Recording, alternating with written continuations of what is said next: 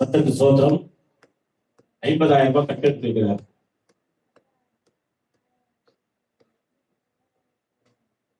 ஜெபம் பண்ணிட்டு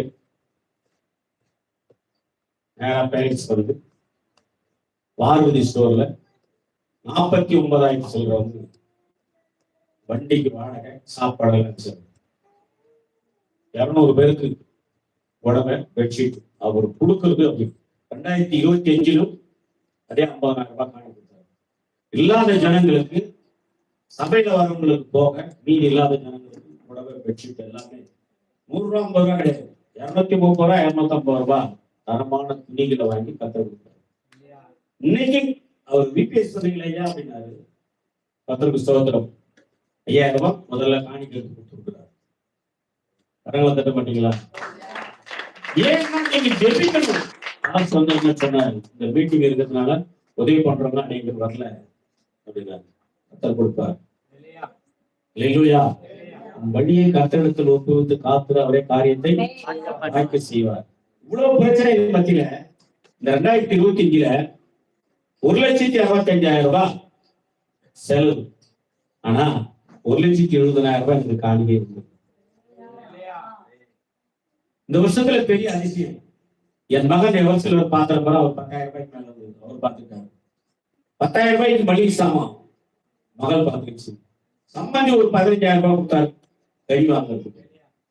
இன்னொரு அம்மா காய்கறி வாங்குறதுக்கு. முக்கியமான செலவெல்லாம் அவங்க பார்த்துட்டாங்க. அல்லேலூயா.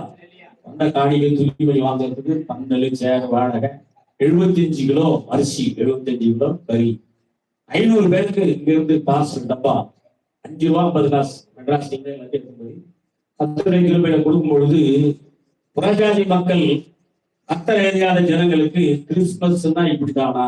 சின்ன பிள்ளைங்களுக்கு பிரைஸ்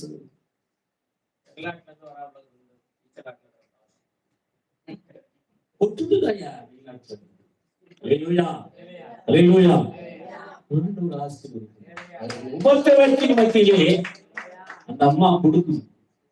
இருந்தது அத்தனை போடுது. இன்னைக்கு நம்ம என்ன பண்றோம்? பிஞ்சு போன நோட்டு இருக்குதா? 10 ரூபாய் நோட்டு இருக்குதா? உண்மையிலே மாசத்துல 30 நாள் கழிச்சுதான் எப்போ ஜனங்க இருந்தாலும் பரவாயில்ல. எடுத்து பிரிச்சு பாத்தீங்கன்னாக்கா பூர்ணம் ஒத்து போயிருக்காங்க. அந்த 10 ரூபாய் நோட்டு அது 8 மணி ரூபாய் படிச்சு அதை தேய்ச்சு நான் சோப் போட்டு தலையை ஆய் பண்றது கூட போதுமா? மிஞ்சி போனா நான் போடுற காணிக்கான சித்து 2,800 ரூபாய் 3,000 ரூபாய் வந்தாலும் அதிசயம் மாசத்துக்கு. அல்லேலூயா. அல்லேலூயா. ஆனா ஒரு வாரத்துக்கு 3,000 ரூபாய் எல்லாரும் ஊழி கிடையாது. சின்ன பிள்ளைங்களுக்கு 1,000 ரூபாய் தனியா வச்சிடணும். 700 ரூபாயிலிருந்து 800 ரூபாய் பணம் செலவு வச்சிடணும். அரிசி அப்புறம் தனி. இதுக்கு முன்னாடி அரிசி மொத்தமா வாங்கி வச்சிடும், கேஸ் வாங்கி வச்சிடும். எண்ணெய் விலை ரொம்ப கம்மியா இருக்கு. எவ்வளவு இருக்குது? 100 முன்னாடி தான் ராமாயணம் அது புக் பண்ணாங்க. எங்களுக்கு 10 காசு 160 170 ரூபாய்க்கு வந்துச்சு போட்டு. தெரியல, இப்ப 1 மாசமா நான் வாங்கல. 200 ரூபாய் மாமா கரெக்ட் கையை தட்டணும். தெரியல, 1 மாசமா எங்களுக்கு சாப்பாடு செய்யறோமா? ஹோட்டல்ல வேலை பார்த்தாங்க, அவங்க ரெஸ்ட் எடுத்தாங்க.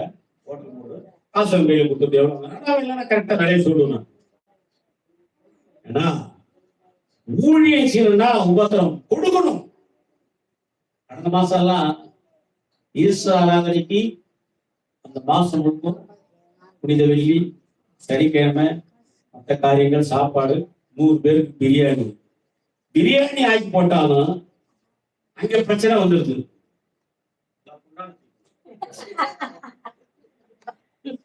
அவனை பார்த்து தெரியா போட்டான். எனக்கு வெறும் சோறு தான் போட்டான். மூஞ்ச பாக்குறாங்க பிரியாணி பார்த்தேன். கிறிஸ்துமஸுக்கு 2024 அப்படிதான் 75 கிலோ அரிசி வாங்கி கொடுத்தேன். பார்சல் கட்டான்னா அவன் 200 பாட்டெல்லாம் கட்டான். நான் 400 டோக்கன் கொடுத்துருக்கேன். 200 பேருக்கு திருப்பி டோக்கனை பீஸ். இவன் சமைக்க சொல்லி விசுவாசம் நீங்க இல்ல நடந்தவங்க சொல்றேன். சபையுடைய மூப்பர் அவங்க பொறுப்பெடுத்துக்கிட்டாங்க. எங்க பையனெல்லாம் நல்லா சாப்பாடு செய்வாங்க, நல்லா செய்யணும், ஒன்றும் தப்பு இல்லை. ஆனா அவன் கட்டி வைடான்னா